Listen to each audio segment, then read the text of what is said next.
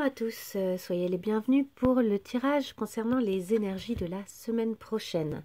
Alors j'ai déjà mélangé les jeux et je vais faire un tirage encore différent de d'habitude. Je teste éternellement des tirages différents. Alors, j'aime bien ça. Donc là, on va voir au niveau personnel et au niveau de l'individu, comment se passent les énergies la semaine prochaine. Alors, oups, pardon, il était à l'envers. Alors, on vous dit que ça va être assez rouge. Donc, le rouge, c'est quand même une énergie très vivante, très... comment dire, très... C'est presque... C'est une énergie colérique, hein, c'est l'énergie de la colère, le rouge. Et c'est également l'énergie c'est l'énergie sexuelle aussi, ça peut représenter... Enfin, l'énergie sexuelle, elle est plutôt orange, mais elle est représentée au niveau des chakras, plutôt sur une énergie même terrienne, en fait. Donc, le passage à l'action, le fait de travailler. Donc, ce rouge, il nous parle à la fois d'une... il y a peut-être un peu de colère qui pourrait s'exprimer par moments, qui pourrait sortir des individus. Et en même temps, il y a le sentiment d'une belle évolution, peut-être justement d'une belle maîtrise de la colère et d'une victoire, d'un succès, d'une victoire là-dessus. Il y a peut-être également des actions qui vont trouver un écho intéressant la semaine prochaine. Il y a peut-être des actions qui rencontreront des belles victoires, des beaux résultats, mais on vous conseille vraiment de faire le tout en gardant bien votre sang-froid. Maintenant, je vais les redresser. Je vais faire comme ça. Hop. Maintenant, on va voir d'un point de vue relationnel, ça peut être amoureux notamment, hein, d'un point de vue relationnel, les énergies de la semaine prochaine. Donc pareil, hein, les jeux ont été bien mélangés. Hop.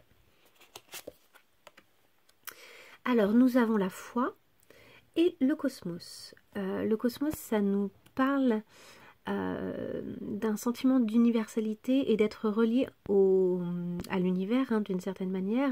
On dit la musique du cosmos est reliée à mes cellules, je danse avec les étoiles et le néant. Donc avec le tout et le rien. Il y a une notion comme ça de bonne connexion avec le tout. Et on vous dit que c'est une bonne façon d'avoir la foi. En fait, votre foi va vous permettre probablement d'avoir un sentiment d'entièreté, de connexion et vous aidera probablement en termes de relations. Après, je vois pas là, c'est peut-être pas la semaine, enfin, j'ai pas l'impression qu'il y ait énormément de problèmes qui vont surgir et j'ai pas l'impression qu'il y ait énormément de choses non plus extraordinaires qui vont surgir, si ce n'est finalement une connexion beaucoup avec soi-même, avec sa propre foi. Et j'y pensais hier, donc je vais vous le dire aujourd'hui. Je réfléchissais à ce moment où on est persuadé de quelque chose suffisamment pour lâcher complètement prise. Et notamment dans le parcours des flammes jumelles, pour ceux qui connaissent, mais donc c'est des relations amoureuses assez spécifiques et pas forcément faciles. Mais par exemple, dans les relations de flammes jumelles, il y a ce moment où la foi nous accompagne sur le chemin et où on est tellement persuadé en fait de ce qui nous attend et du lien en fait, on est tellement sûr en fait du lien qui nous unit à l'autre et qu'il y a une espèce de lâcher prise même quand les choses se passent pas bien ou même malgré l'éloignement, etc. Donc là, pour moi, cette foi, elle vient aussi parler de ça, du fait que vous avez une pleine conscience de là où vous êtes et de ce que vous avez à faire et excusez-moi s'il y a un peu de bruit, je suis pas toute seule, hein, mais et de ce qui vous attend. Et voilà, une espèce de foi en ce que vous ressentez, en fait, en votre feeling. Parce que cette connexion au cosmos, c'est une connexion finalement aux énergies, de manière générale, et donc au tout, en fait, hein, au fait de savoir savoir que chaque chose est à sa place, que chaque chose va se passer de la façon dont elle le doit, etc. Ok, je vais tirer un petit conseil pour finir cette guidance. Faire comme ça. Tchac. Donc là, c'est vraiment un peu les énergies générales. Donc c'est pour vous donner une petite idée simplement de ce vers quoi ou de ce que vous pouvez utiliser la semaine prochaine et de ce à quoi vous devrez éventuellement faire attention. Allez, pour finir, j'ai le nez bouché. Désolée. Allez, pour finir, une petite carte conseil sur ce que vous aurez peut-être à travailler. Allez, une carte conseil pour la semaine prochaine, concernant les énergies de la semaine. Alors, j'ai dit la semaine prochaine parce que on est dimanche. Donc, la semaine à venir.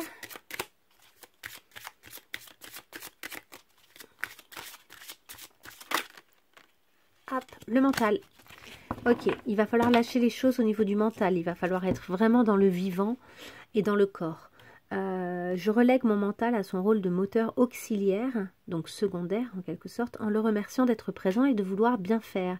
Parce qu'effectivement, les informations données par le mental sont toujours dans notre intérêt, dans le sens où en tout cas le mental, lui, il essaye vraiment de répondre à nos craintes, à la situation, hein, d'une certaine manière. Le mental essaye de régler la situation, mais parfois il essaye de régler la situation avec un point de vue qui n'est pas tout à fait juste et qui est influencé par toutes nos mémoires, par toutes nos blessures, etc. Et qui finalement n'est pas en mesure, hein, de prendre en compte la totalité de la situation. Et des fois, la meilleure façon de prendre la situation en compte, c'est d'abord d'être extrêmement concret, hein, vraiment très réaliste et prendre les choses pour ce qu'elles sont, mais également d'être subtil et de laisser parler son instinct, son ressenti, et pourquoi pas sa foi aussi. En tout cas, pas les peurs. Les peurs sont très mauvaises conseillères et le problème du mental, c'est que souvent il réagit à partir de beaucoup de peurs. Voilà pour cette semaine à venir. Je vous la souhaite merveilleuse. N'hésitez pas à liker, à vous abonner si ce n'est pas déjà fait, à aller voir vos signes du mois d'août qui sont déjà sortis.